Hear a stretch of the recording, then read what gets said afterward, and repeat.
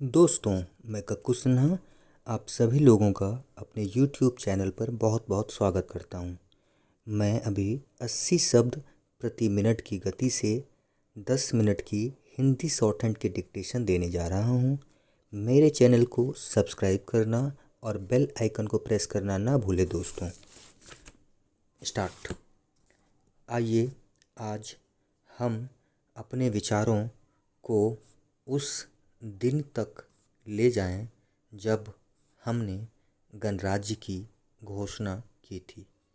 अपनी विकास की योजनाओं के संबंध में हमने वास्तव में काफ़ी प्रगति की है, परंतु क्या हम भारत के सब नागरिकों को दरिद्रता, अभाव तथा कष्ट से मुक्त करा पाए हैं? प्रकृति की शक्तियों को अपने अधीन करने और जनता के कल्याण के लिए उन्हें नियंत्रण में लाने की दिशा में भी हम आगे बढ़े हैं, किंतु हम यह नहीं भूल सकते कि कुछ महीने ही हुए हमें भारत के उत्तर पूर्वी प्रदेशों में भयानक बाढ़ का सामना करना पड़ा था, जिसके कारण यातायात के साधन छिन्न भिन्न हो गए और वहाँ की जनता को भारी हानि उठानी पड़ी। निस्संदेह साक्षरता, प्रसार और रोगों के निराकरण के महत्वपूर्ण उपाय भी हमने सोचे हैं। यद्यपि अभी भी देश के बहुत से भागों में निरक्षरता और बीमारी पर्याप्त मात्रा में दिखाई देती है, जन कल्याण की योजनाओं को हम बराबर आगे बढ़ाते रहेंगे, यह हमारा दृढ़ संकल्प है। इसमें संदेह नहीं किया जा सकता। इन योजनाओं के पूरे होने के संबंध में जो प्रयास अब तक किया गया है, उससे भी हमें असंतुष्ट नहीं होना चाहिए। फिर भी जो कुछ अब तक किया जा सका है, यदि वह बहुत चमत्कारी नहीं दिखता, तो उसका कारण यह है कि अभी निर्माण कार्य जारी है और समाप्त नहीं हुआ है। राष्ट्र के निर्माण में समय की आवश्यकता होती है। आज हमारा गणराज्य दिवस है और भारत जैसे प्राचीन राष्ट्र के इतिहास में 5-7 वर्ष की अवधि एक स्वल्प काल है। आइए अब हम विगत वर्ष की घटनाओं पर नज़र डालें और यह देखें कि विकास के कार्यों और निर्माण योजनाओं की दिशा में हम कहाँ तक आगे बढ़ सके हैं।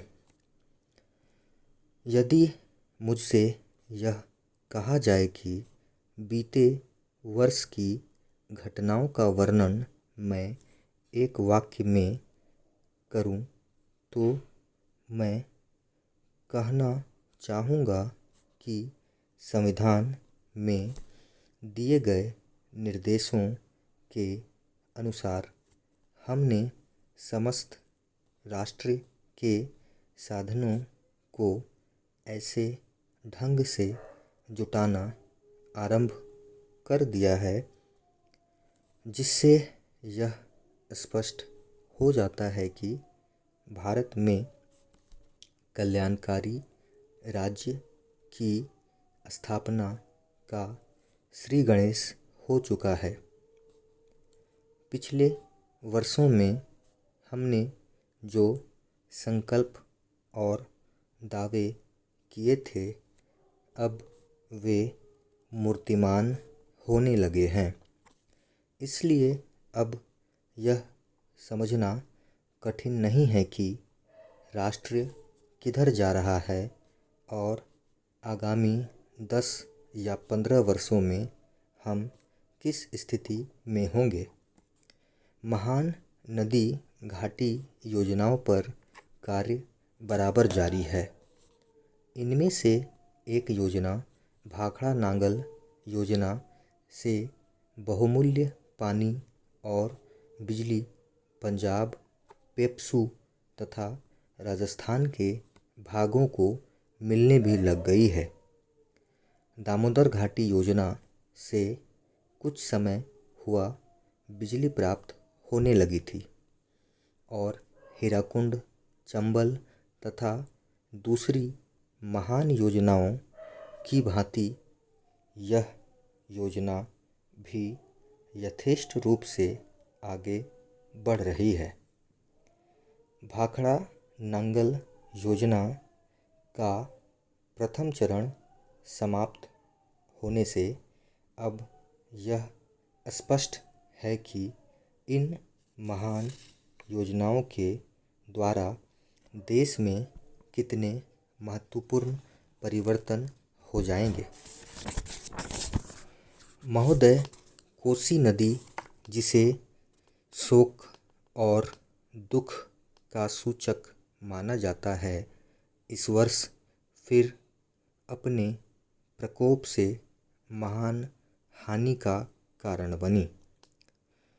अब इस नदी पर काबू पाने और इसकी उपद्रवी लीला समाप्त करने के लिए भी योजना तैयार हो गई है।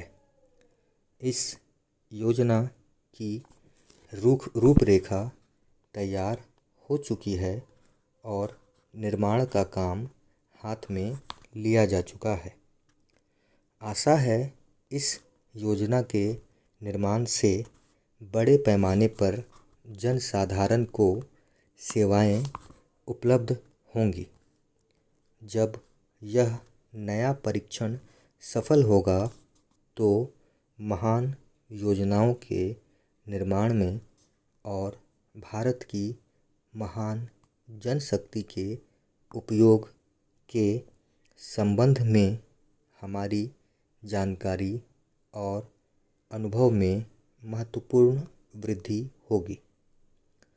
औद्योगिकीकरण के क्षेत्र में उन्नति, उत्पादन में और अधिक वृद्धि और भारत की प्रति व्यक्ति आय में वृद्धि विचाराधीन वर्ष की कुछ महत्वपूर्ण बातें हैं। औद्योगिकीकरण के साथ ही रोजगार के क्षेत्र को विस्तृत करने के प्रयत्न भी बराबर जारी हैं। कुटीर उद्योगों और घरेलू धंधों को प्रोत्साहन देकर औद्योगिकीकरण और रोजगार में समुचित संतुलन स्थापित करने का प्रयास किया जा रहा है। यह बात सभी स्वीकार करते हैं कि यदि भारत के जनसाधारण को उदासीनता और हार मानने की भावना से मुक्त करना है तो बढ़ती हुई बेरोजगारी को दूर करने का उपाय करना होगा। इस दिशा में घरेलू उद्योग धंधे बहुत से लोगों को आंशिक या पूर्ण उपयोगी काम देकर इस समस्या का बहुत कुछ समाधान कर सकते हैं।